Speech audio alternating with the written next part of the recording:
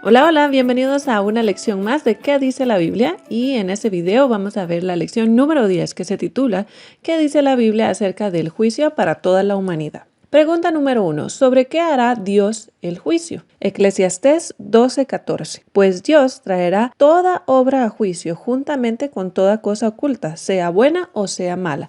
Entonces, ¿sobre qué hará Dios el juicio?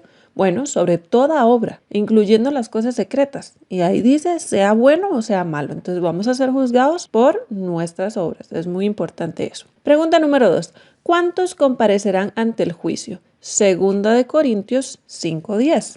Porque es necesario que todos nosotros comparezcamos ante el tribunal de Cristo, para que cada uno reciba según lo que haya hecho mientras estaba en el cuerpo, sea bueno o sea malo. Todos vamos a comparecer ante el juicio. Cada uno va a recibir la recompensa por lo que haya hecho. Nos dice Pablo, sea bueno o sea malo. Ahora sí, el juicio en acción. Pregunta número 3. ¿Quién es el juez? Juan 5:22. Porque el Padre a nadie juzga, sino que todo el juicio dio al Hijo. De acuerdo a lo que nos dice Juan 5:22, el Hijo, entonces Jesús es el quien va a juzgar, porque el Padre ha dado esa responsabilidad al Hijo. Pregunta número 4.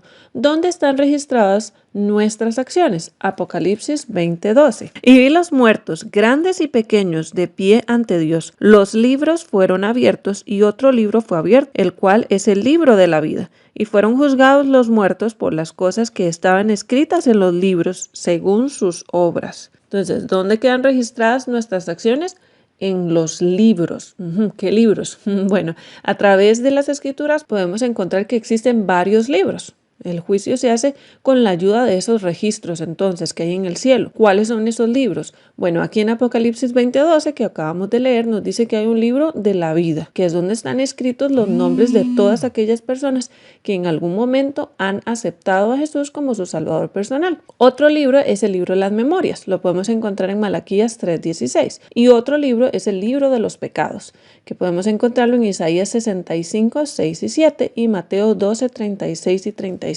Es decir, que ahí están registrados en el cielo, en estos libros, todas las cosas que nosotros hacemos, buenas y malas. Pregunta número 5. ¿Quiénes son los testigos? Mateo 18:10. Mirad que no menospreciéis a uno de estos pequeños, porque os digo que sus ángeles en los cielos ven siempre el rostro de mi Padre que está en los cielos. ¿Quiénes son los testigos entonces? Los ángeles. Aquí nos dice que sus ángeles, hablando de esto que dice el Señor, no menospreciéis a uno de estos pequeños, porque sus ángeles están frente al Padre, ¿no? Entonces eso quiere decir que los ángeles están viendo todo lo que nosotros hacemos, ¿no? Y llevan todos esos registros al cielo. Si estamos hablando de un juicio, pues entonces ya vimos que hay un juez, necesitamos un abogado también. ¿Quién es el abogado? Pregunta número 6. Primera de Juan 2:1. Hijitos míos, estas cosas os escribo para que no pequéis. Pero si alguno ha pecado, abogado tenemos para con el Padre, a Jesucristo el justo. ¿Quién es entonces nuestro abogado? Jesucristo el justo. Ahora, muy bien, aquí hace unas preguntas atrás vimos que Jesús es el juez. Entonces, ¿cómo que es el juez? Pero ahora decimos que es el abogado. Bueno, Jesús desempeña un papel muy importante en el juicio. El Padre le ha encomendado la tarea específica de juzgar. Jesús es el que nos va a juzgar. Pero por mientras, Él también es nuestro abogado. Todos tenemos un tiempo en el que tenemos que tomar nuestra decisión, pero va a llegar un momento en el que ya no va a estar esa gracia y todos habremos tenido que tomar nuestra decisión. Por el momento, mientras esa gracia, esa puerta de la gracia, como decimos, ¿verdad?, está abierta, Jesús está intercediendo por nosotros. Es nuestro abogado. Por eso es que Juan aquí nos dice, vayan sin miedo, porque tenemos un abogado en Cristo Jesús. O sea, si pecamos, no tengamos miedo, acerquémonos, porque Él es nuestro abogado. Entonces, ¿cuál es la importancia de saber que Jesús es nuestro abogado? Bueno, porque si vamos a Él, Él nos justifica. ¿Qué significa eso? No solo es que borra nuestros pecados, sino que aparecemos frente al Padre en el cielo, aparecemos como que no hemos hecho nada malo. ¿Se imaginan ustedes? Por eso es que es tan importante y por eso es que Jesús nos llama a que vayamos a Él, porque Él quiere borrar nuestros pecados por completo. Ahora, una vez que todas esas decisiones ya estén hechas, y que se cierre esa puerta de la gracia, entonces ahí sí va a venir el juicio. Y Jesús va a tomar su puesto en la silla del juez. Ya no va a ser nuestro abogado, sino que ahora simplemente Él va a ejecutar la sentencia. Va a decir el veredicto. Vamos a la pregunta número 7. ¿Por cuál código seremos juzgados? Siempre en los juicios hay una ley. Sí, revisan la ley, comparan los hechos, comparan los libros, las evidencias y luego dan una sentencia de acuerdo con ese código o esa ley. Entonces, ¿por cuál código seremos juzgados nosotros? Santiago 2:12 y también vamos a leer un versículo en Eclesiastés. Entonces, Santiago 2:12. Así hablad y así haced, como los que habéis de ser juzgados por la ley de la libertad. Entonces aquí se le llama la ley de la libertad. Vamos a ver el otro versículo, Eclesiastés 12, 13 y 14. El fin de todo el discurso que has oído es: teme a Dios y guarda sus mandamientos, porque esto es el todo del hombre. Pues Dios traerá toda obra a juicio juntamente con toda cosa oculta, sea buena o sea mala. Eso quiere decir que nosotros vamos a ser juzgados por la ley de Dios, por los mandamientos de Dios. ¿Por qué? Porque esa ley es eterna, es su ley, muestra su carácter, es una ley que nos muestra cómo es el amor en acción. Esa es la ley de Dios, entonces por eso vamos a ser juzgados. Y pregunta número 8, ¿cuál será la sentencia? ¿Cuáles van a ser los dos veredictos que el juez va a pronunciar? Mateo 25, 31 al 46. Cuando el Hijo del Hombre venga en su gloria y todos los santos ángeles con él, entonces se sentará en su trono de gloria y serán reunidas las naciones delante de él. Entonces apartará los unos de los otros, como aparta el pastor las ovejas de los cabritos, y pondrá las ovejas a su derecha y a los cabritos a su izquierda. Entonces el rey dirá a los de la derecha: venid, benditos de mi Padre, heredad del reino preparado para vosotros desde la fundación del mundo, porque tuve hambre y me disteis de comer.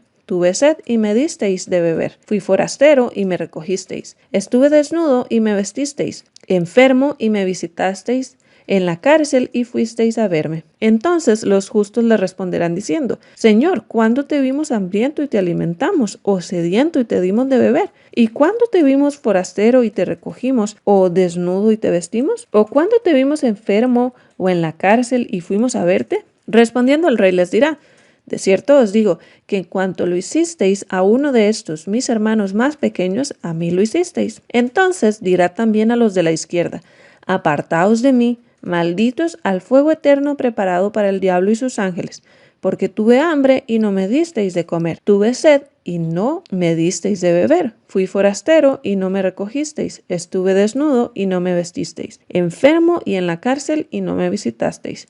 Entonces también ellos le responderán diciendo: Señor, ¿cuándo te vimos hambriento, sediento, forastero, desnudo, enfermo o en la cárcel y no te visitamos? Entonces le responderá diciendo: de cierto os digo que en cuanto no lo hicisteis a uno de estos más pequeños, tampoco a mí lo hicisteis.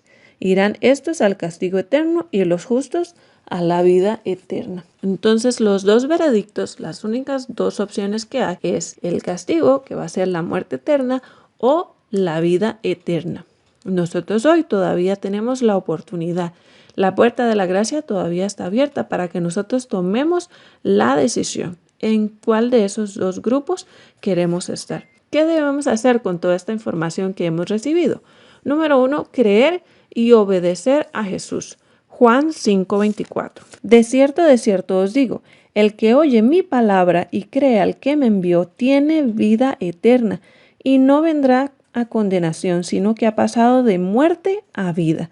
Aquí está la clave. El que oye mi palabra y cree al que me envió, o sea, cree en Dios, tiene vida eterna. Entonces debemos creer y obedecer a Jesús. Debemos creer y obedecer a nuestro Dios. Y también, ¿qué debemos hacer? Amar a Dios y guardar los mandamientos. Eclesiastés 12:13. El fin de todo el discurso que has oído es: teme a Dios y guarda sus mandamientos, porque esto es el todo del hombre. ¿Qué debo hacer entonces? Creer y obedecer a Jesús y amar a Dios y guardar sus mandamientos. La seguridad para este juicio entonces consiste en apartarse completamente del pecado. Luego vendrá Jesús y pagará a cada uno según sus obras, pero no habrá ningún problema con aquellos que se han mantenido fieles y firmes hasta el fin. Creyendo en Jesús, andando en su luz y confiando plenamente en Él, podemos tener la absoluta seguridad de obtener un fallo favorable en el juicio. Ojalá digamos todos juntos,